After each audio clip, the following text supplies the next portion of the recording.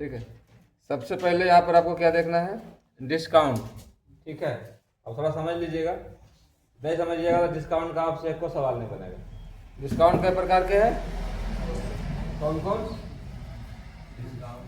Trade discount और cash discount. Discount दो ही प्रकार के हैं, लेकिन मिलता है आपको दो प्रकार से।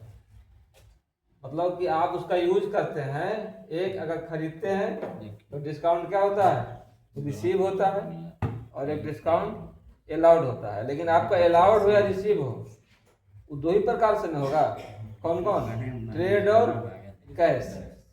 ट्रेड और कैश। और यहाँ पर लिखा भी दिए आपका, एक होता है व्यापारिक छूट और एक होता है नगद छूट। नगद छूट जो मिलता है वो किस पर मिलता है? नगद पर मिलता है।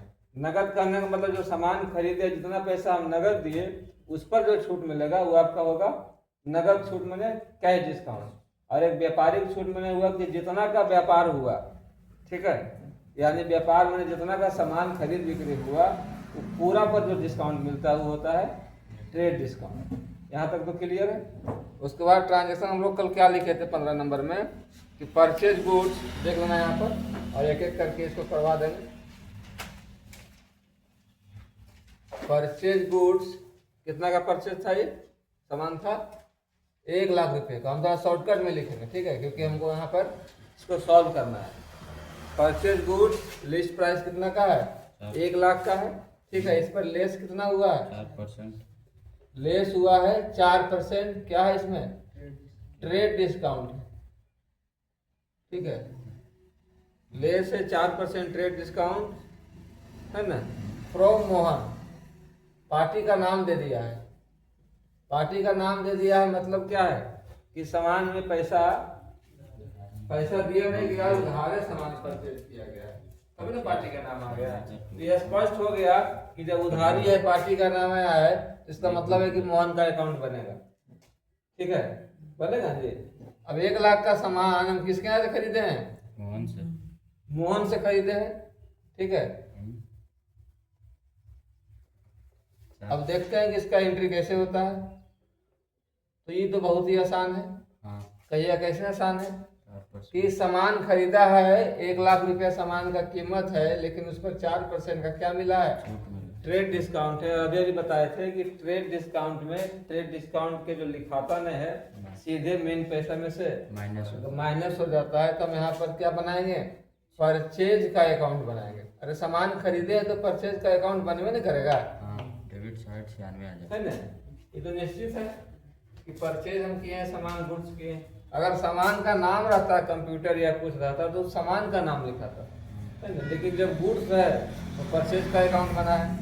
और परचेज अकाउंट जो 1 लाख रुपए का सामान पर 4% का हमको ट्रेड डिस्काउंट मिला है, तो सीधे सीधे 4% जब माइनस कर देंगे 1 लाख में से तो कितना आएगा? 96,000 रुपये का सामान हम खरीदे हैं। अब ये सामान 96,000 रुपये का कौन दिया हमको? मोहन दिया है। तो एक तरफ मोहन आएगा, क्योंकि मोहन कौन है? मोहन गिवर है। गिवर किधर आता है? गिवर क्रेडिट साइड आता है, ठीक है। तो टू मोहन का अकाउंट बना है। मोहन का अकाउंट क्यों बना है? क्योंकि यहाँ पर पैसा हम दिए ही नहीं उसको, सामान तो खरीद लिए, डिस्काउंट भी 4% का ले लिए, तो उसको 1 रुपया भी हम दिए नहीं है, उधारी में है, पैसा बाद में इसको मिलेगा। तो यहाँ पर हम क्या करेंगे? मोहन का नाम लिख करके लिख देंगे कि मोहन हमसे अपना रुपया लेगा, है ना। क्योंकि वो क्रेडिट साइड है, क्रेडिटर है ना, वो लेनदार है। और इसको हम गिवर भी कहते हैं क्योंकि वो देने वाला है, और गिवर होता है क्रेडिट साइड, ठीक है। एक सामान दिया है हमको, जो देता है वो क्या होता है? गिवर होता है, ठीक है। और गिवर पैसा हमसे लेता है, इसलिए वो क्या होता है? क्रेडिटर होता है। कैसे होगा जी? गिवर हमसे पैसा लेता है तो क्रेडिटर नहीं हुआ, लेनदार नहीं हुआ वो, ठीक है। लेनदार में पैसा लेगा, लेनदार तो देता है, ठीक है। तो देनदार हम हुए, ये लेनदार हुआ मोहन, ठीक है। ये पैसा हमसे लेगा। और ट्रांजैक्शन नंबर दूसरा देखिए, लिखा गया ये बोलो, देखो बराबर। कल का एक्सरसाइज है, 4 गो एक्सरसाइज, 4 गो उसमें ट्रांजैक्शन है, चारों करवा देते हैं, ठीक है। अब नंबर 2 देखते हैं। Good sales of the price number 2 में क्या है कि सेल्स किया गया है एक ना? 1,20,000 गुड सेल्स कितना का सामान बेचा है जी? 1,20,000 1,20,000 का सामान बेचा है, 6% का डिस्काउंट ठीक है। और इस पर कितना है? 6% का जो है आपको ट्रेड डिस्काउंट दिया गया, ठीक है। टू राज कर देंगे, राज को बेचा गया है ना। 6% का ट्रेड डिस्काउंट है। यहाँ पर सेम देखो है, कोई अंतर नहीं है, खाली बस परचेज और सेल का अंतर है। वहाँ पर सामान हम खरीदे थे, पार्टी का नाम था मोहन, यहाँ पर हम सामान बेचे हैं, पार्टी का नाम है राज। बस बाकी का कोई अंतर नहीं, यहाँ भी ट्रेड डिस्काउंट ही दिया गया है। और डिस्काउंट वहाँ था 4%, यहाँ डिस्काउंट है 6%। बस इतना ही अंतर है और कोई अंतर नहीं। इसका जो ट्रांजेक्शन है तो सॉल्व ऐसा ही होगा। देखिए इसका जर्नल सॉल्व करते हैं, ठीक है ना। इस ट्रांजेक्शन का जर्नल कैसे सॉल्व होता है जो देखिए 2 नंबर। अब इसमें क्या बनेगा? डेबिट साइड 2 नंबर में सीधे सीधे हमको क्या लिखना पड़ेगा? क्योंकि राज सामान हमसे क्या किया है? प्राप्त किया है। राज क्या है? रिसीवर है। राज रिसीवर है। रिसीवर का एंट्री किधर होता है? डेबिट साइड होता है, ठीक है। तो राज का अकाउंट बना दिए हम डेबिट साइड, लेकिन राज जो रिसीव किया है वो कितना का सामान मतलब रिसीव किया है? 1,20,000 तो सामान का कीमत है, लेकिन 6% हम राज को जो है डिस्काउंट दे दिए हैं, तो 6% माइनस करके ना एंट्री करेंगे राज के नाम पर। अगर पूरा एंट्री कर देंगे तो राज को पूरा देना पड़ेगा पैसा, है ना। लेकिन पूरा तो राज देगा नहीं हमको, क्योंकि राज को हम 6% का डिस्काउंट दिए हैं। तो 6% जब माइनस करेंगे इसमें से कितना आएगा? 1,12,800 रुपया आता है, ठीक है। ये राज इतना पैसा हमको देगा, क्योंकि यहाँ पर सामान तो हम राज को दिए हैं, लेकिन राज हमको 1 रुपया दिया नहीं है। और डिस्काउंट जो लिया, डिस्काउंट माइनस करके 1,12,800 रुपया हमको राज देगा। राज क्या हो गया? राज यहाँ पर रिसीवर है, ठीक है। और प्लस में देनदार है, जिसको हम लोग डेबिटर कहते हैं, और उसका एंट्री डेबिट साइड होता है। अब यहाँ पर क्रेडिट साइड क्या आएगा? क्रेडिट साइड सेल्स आएगा, क्योंकि सामान हम बेचे हैं तो हम लिखेंगे ना कि इतना का सामान हम बेचे हैं, तब ना राज हमको देगा। तो टू सेल्स अकाउंट बनेगा 1,12,800 रुपये, है ना। ये स्पष्ट हो गया। दोनों में ट्रांजेक्शन में कोई अंतर नहीं था, खाली परचेज सेल्स का अंतर था और परसेंटेज 2% का अंतर था। एक में 4% और में 6%, ठीक है। नंबर 3 में आइए।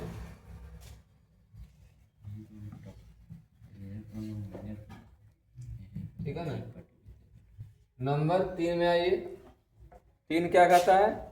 Purchase goods of the list, ठीक है। सामान खरीदा गया है कितना का? 60,000, ठीक है। परचेज किया गया है 60,000 का सामान है, 3% है ना। और इस पर 3% का ट्रेड डिस्काउंट जो है प्राप्त हुआ है। 30,000 पेड अमाउंट। हम सामान खरीदे तो प्राप्त न होगा। 3% का ट्रेड डिस्काउंट हमको प्राप्त हुआ है। और क्या है? 30% कैश और 30% पैसा जो है उसको हम दिए हैं अगला पार्टी, ठीक है। 30% पेड इन कैश, ठीक है।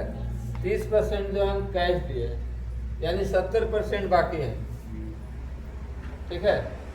अब यहाँ पर देखना है। अब यहाँ पर हम क्या करेंगे? सामान का कीमत तो है 60,000 रुपया। नियम वही लगाना है जो हम लोग 2 हल किए ना, तीसरा वाला नियम वही लगाना है। सामान का कीमत है 60,000 रुपया, लेकिन अगला पार्टी जो है वो हमको 3% का क्या दिया है? ट्रेड डिस्काउंट, छूट दिया है। पार्टी का नाम क्या है? पार्टी का नाम यहाँ पर लिख लेना अनिल, फ्रॉम अनिल, ठीक है। तो यहाँ पर 3% का जब हमको ट्रेड डिस्काउंट दिया तो सीधे सीधे हम परचेज में क्या लिखेंगे? 58,000 परचेज में कितना पैसा दिखाएगा जी? 58,000 3% घटाएंगे इसमें से। अरे ही नहीं हो रहा है, ट्रेड डिस्काउंट घट रहा है डायरेक्ट। कितना आएगा? 58,200। 58,200 रुपये का सामान हम परचेज किए, ठीक है। ये स्पष्ट हो गया, एक साइड क्लियर हो गया। अब आप क्रेडिट साइड आइए। अब इसमें से 30% पैसा जो है हम दिए हैं अनिल को, कैश में दिए हैं, लिखा हुआ है ना, पेड इन कैश। तो कैश का एंट्री करेंगे। कैश कितना जा रहा है हमारे पास से? 17,460। कैश हमारे पास से जा रहा है 30%, यानी 17,460 रुपया जा रहा है। ठीक है, लेकिन अनिल माल कितना का हमको दिया है?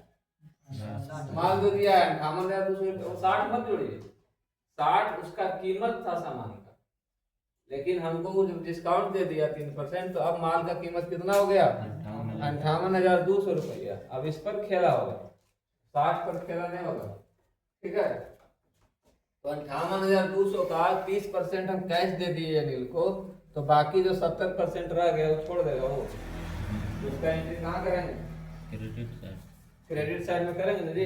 अरे पैसा हमसे अनिल लेगा ना, तो यहाँ पर अनिल का अकाउंट बनेगा कि अनिल को अब कितना पैसा देना है। 40,000 कितना बच गया?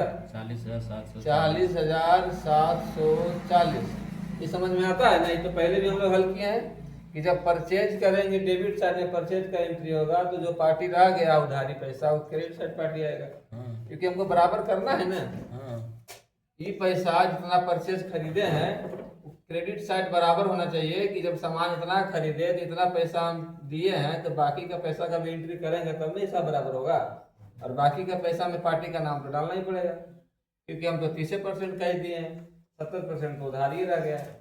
तो पार्टी के नाम पर एंट्री करेंगे कि भैया अनिल का पैसा है नहीं, सामान जो खरीदे हैं इतना कि पैसा 70% किसका है?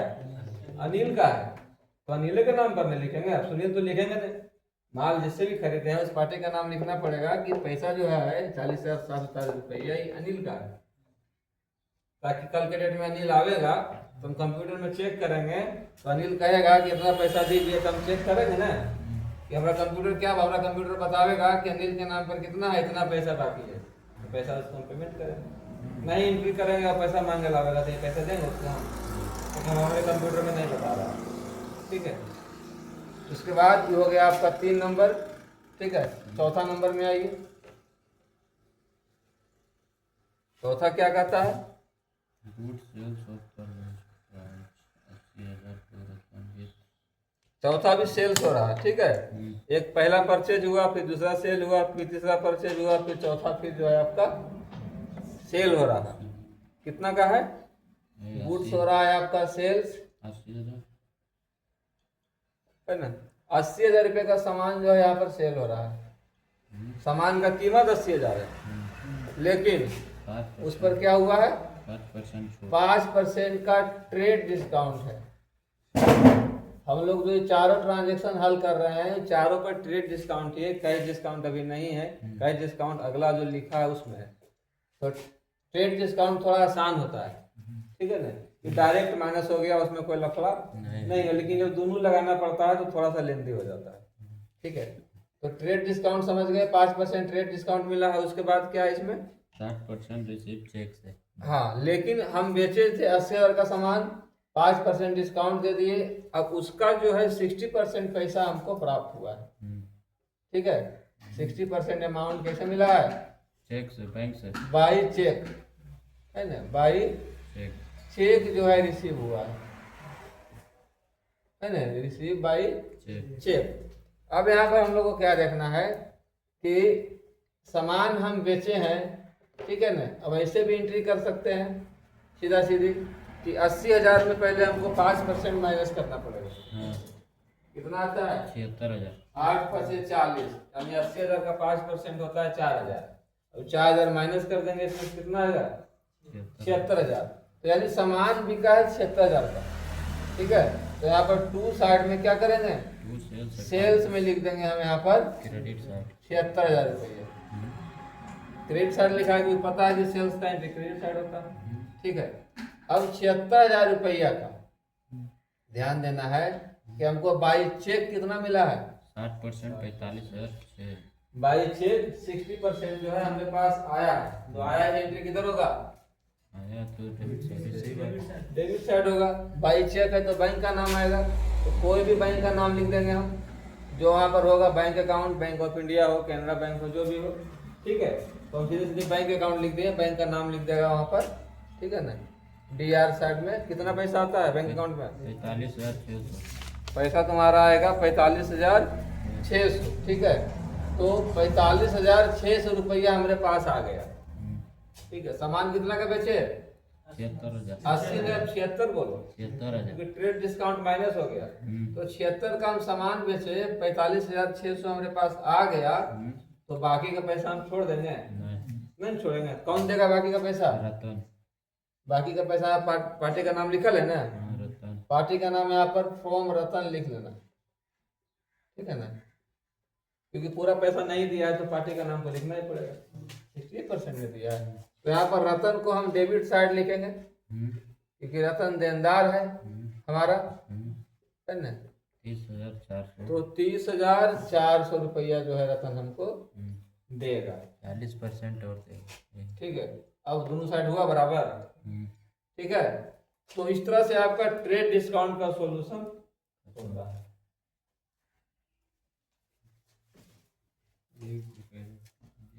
अब ट्रेड डिस्काउंट जब आपका बन जाता है, ठीक है, तो अगला एक्सरसाइज जो आपका आता है वो ट्रेड और कैश दोनों का आता है। तो इस एक्सरसाइज को यहाँ पर हम फिनिश करते हैं।